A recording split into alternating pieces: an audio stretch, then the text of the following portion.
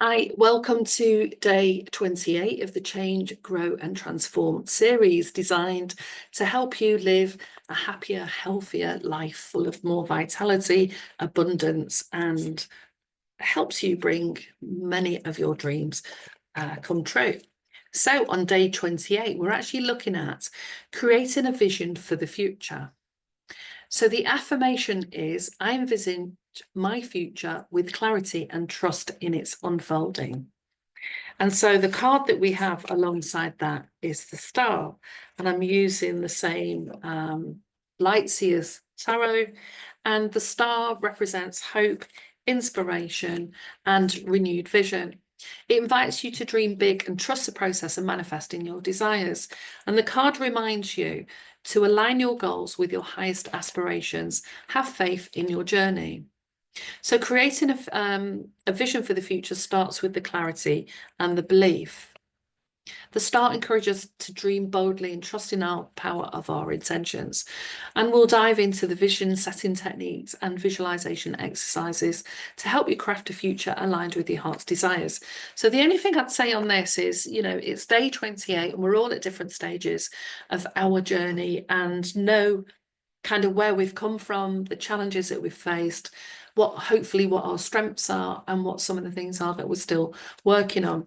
So when we're crafting an idea and a vision for the future, see this as the future that you can visualize now, because it's good at the end of, either every week or at the end of the month, to review where you've come so far, in particular if you're doing these programs, but where you've come from in the last year and how much change and growth you might have already made, and whether or not your ideas about what is feasible and what is possible have also shifted. So I want you to dream big and just imagine that, if money was no object, what would you do on your day-to-day basis? Where are you living? What kind of house are you in? Are you in a camper van? Are you traveling around the world? Are you with friends?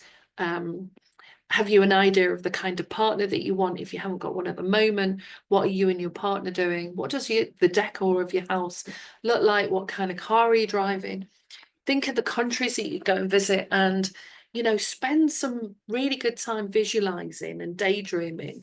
And what I recommend as well is that before you go to bed, that is often a really good time to as you're laying down and hopefully not worrying about what's gone wrong in the day, which is not a good thing to do as you go to bed at night, is to really start to daydream and visualize yourself getting to the airport and spending time with people and going exploring places and writing lists of either exhibitions you've wanted to go to, museums you wanted to see, restaurants you've wanted to visit, or time with friends and family that you've met in previous times on your journey. And doing that before bedtime, as we know in hypnosis and NLP, is where the brain waves are actually slowing down as we relax and start to feel sleepy. And setting the mind up with all the visions of what you want to come forth, also bearing in mind that you need to be aware of not entertaining those inner critical voices that said, oh, it couldn't possibly happen. How am I going to do that? I haven't got enough money. I've only got so much money in the bank. I haven't got the freedom. Don't allow those thoughts of what could ruin the dreams, because you never know, you could win the lottery tomorrow. Somebody leaves you some money that you weren't aware of, something in a bank account has grown massively and you forgot that you could withdraw on that. So there's all sorts of possibilities, and I just want you to be open to those possibilities. And so that as you move into the next series of every 30 days, doing this every month of really thinking about what your visions are, your mind will get used to you focusing on all of the things that you'd like to bring into fruition, like the car you've always wanted to drive, seeing yourself driving that, doing some new activities, whether that is surfing, deep sea diving, walking up hills, signing up to the local marathon, or other things that you do on a day-to-day basis, like signing up at the gym, going swimming, taking your grandchildren out to, zoos and museums and all of those kind of things. It doesn't have to be huge, but I want you to sort of think big and see yourself as though those things are going to happen, without allowing the mind to really bring up those ideas and beliefs that can sabotage it, because we are great at sabotaging our own dreams and aspirations and success, or allowing other people's dreams and aspirations to take ours over. So as you can see, I'm just looking for the star card, because I wanted to show you. It's a beautiful card. And like I said, it represents hope, and just making sure you can see it on the screen. It represents hope, inspiration, and a renewed vision. So one of the things I found in my 20 odd years of working with people is there are people that from the moment they leave school know that they're going to do the A levels, go to university, do a particular course, and go down a particular trajectory, go for a job, you know, whether that's in law, as a doctor, psychologist, business training, any number of courses, and have an idea about where they want to go next.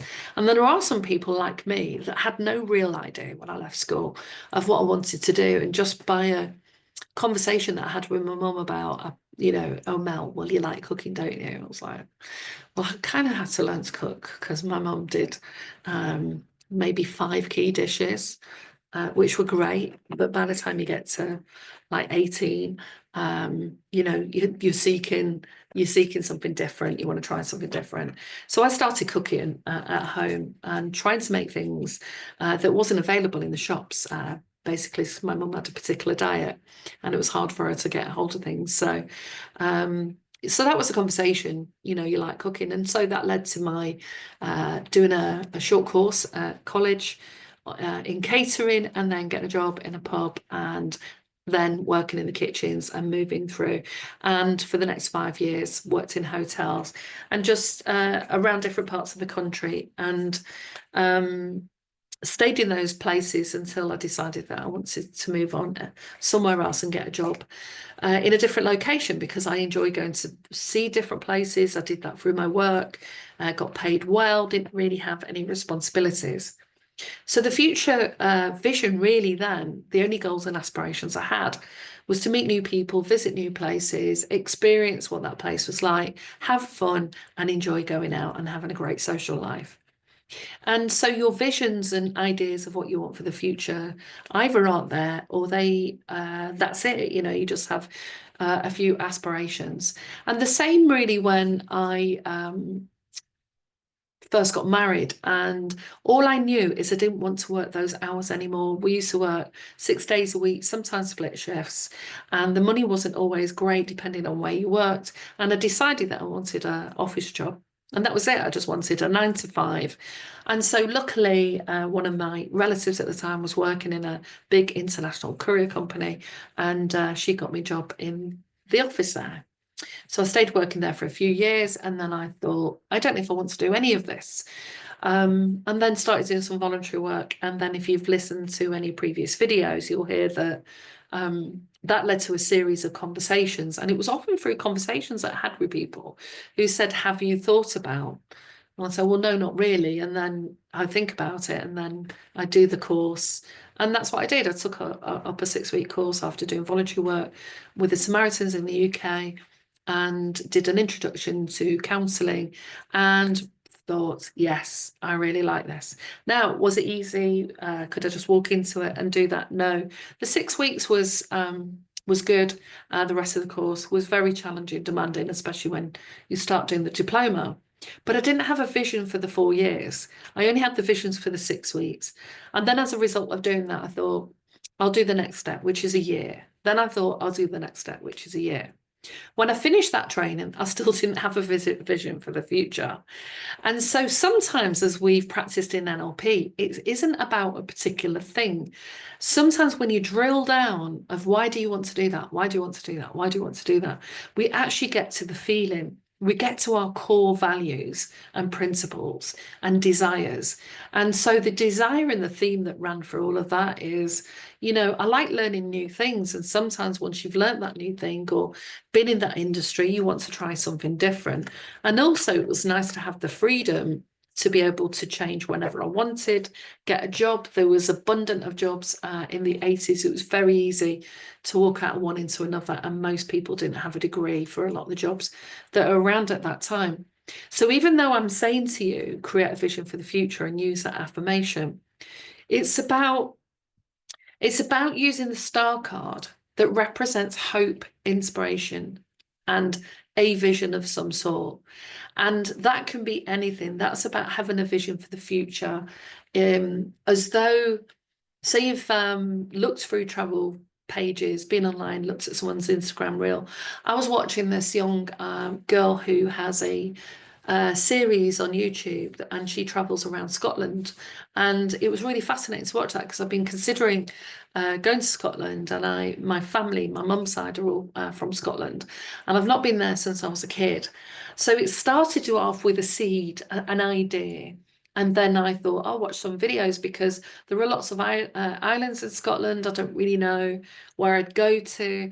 And she's going to places that are really remote and blustery, and you've got to be really mindful of driving up to places quite isolated on farms and things like that. But the seed of the idea was wanting to go and explore, and then thinking, when could I do that and where would I go? And so I started watching the videos to go alongside that. And sometimes when you tune into someone else is doing it, even if you didn't do it in the same way, that can help you build on your vision of, oh, I don't think I'd want to do that, but I like kind of how she's talking about that. I'd want to go and explore that place for myself. So try not let, oh, I don't know what I want to do, I don't know what I want for the future, or what I want couldn't possibly work out. Try not to let those thoughts infiltrate your mind, and just fantasize, daydream, and reconnect with that every day. And the idea in the law of attraction, if you've ever listened to Abraham and Esther Hicks, is that by visualizing that every day, it builds some momentum around that. The idea is that, opportunities can start to come that give you a flavor of it, or a job associated with that vision. If I really wanted to go to Scotland and live there, you never know, a job could come up and they say, we want someone to go and do this work in Scotland to do X, Y, and Z. And then I might think, okay, I thought I was going to go in my camper van and just go and explore. And now I could go and spend a year there and really get to get deeper into my own cultural heritage. And I kind of did the same with Italy a few years ago. I'd wanted to go to Italy for a long time. And I had the vision of going there, but I was lacking a bit of confidence of traveling alone. It was the first time, I know I had been on my own. I'd been to Ibiza on my own. I think I'd gone and done a week there. But I'd been to Ibiza already a few times. So I knew the island, I knew what to expect. I knew I liked the food. I knew the areas that I wanted to stay. When I was planning my trip to Italy, it was all centered around a program that I watched in the UK called The Trip. And it's the main character is Steve Coogan, and he plays a writer who has to go and visit these really nice restaurants and gastropubs, and write up what the food was like and talk a bit about the area and what they saw. And he invites a friend to go along with him. And in the second series, they go to Italy, and I was captivated because they went so many different parts of Italy, but in particular, I noticed when they went to Sorrento and the Amalfi Coast. So they had a convertible driving around the roads in Italy, and the sun was shining, and they went and ate at all these beautiful restaurants. And I'd wanted to go to Italy for a long time, and knew that I could get time off at work, because I was going to just be about in between jobs. So when you're in between jobs, it's a great time to take a month or 6 weeks out to go and pursue something that you've wanted to do. So I was quite anxious about that. When it came to it, I then decided to center my planning around the train journeys, because I really like the train. I wasn't going to drive, and I decided to fly into Nice. I booked an Airbnb there. I'd only booked it for a few nights, but I really liked Nice, so I stayed longer. And then I designed my journey around I think it's the west coast of Italy. So I got the train from Nice to Genoa, Genoa to Rome, Rome to all the villages in the Cinque Terre region, and then down to Sorrento, and then spent some time touring the Amalfi Coast. And it was absolutely amazing. It was brilliant. I struggled with the language a little bit. I'm not great on learning languages, but the vision was always there. And it was a conversation with my son where I said, option A's come up in the UK or option B, and I've actually got time off work. And he said, Mum, you've got to go and do it. You've had this vision for ages. And back then I used to put things off. I used to say, maybe, I don't know. And like you do, you have this big vision. And then when it comes to being able to actually carry it out, then that's a different thing because you can have a lot of anxiety about that. So I decided to face my anxiety, and I did have some incredibly anxious moments, in particular dealing with trying to work out the trains, which train to get on, because I didn't speak the language, and everything, especially in Rome, runs really fast. But I had the most amazing, exhilarating time in Rome and also in Sorrento. Some beautiful experiences. So it was worth pursuing, it was worth facing the anxiety or the fear of, can I do it? Can I carry this out? Can I make this happen? And sometimes that's why people do, and they don't create any vision for the future. So allow yourself to daydream, spend time just before bedtime and during the day thinking of these things. Go online and look up that country and see if anyone's done a video. Say you want to go to Costa Rica or Thailand or Goa or work in ecosystems. I'm chatting to somebody at the moment who's going to go over to a part of Portugal, wants to spend time working in eco villages. And so spend that time researching, and that gets the mind focused on that dream, on that desire. What it also beautifully does, it moves your focus away from the things that roll around in your mind that are old patterns, old ideas that or worries and concerns that you don't really need to pay attention to. So we need to give the mind new material. And this is what helps us as we start to live and experience these new programs. And it's called habit stacking. And I think I said that in a previous video.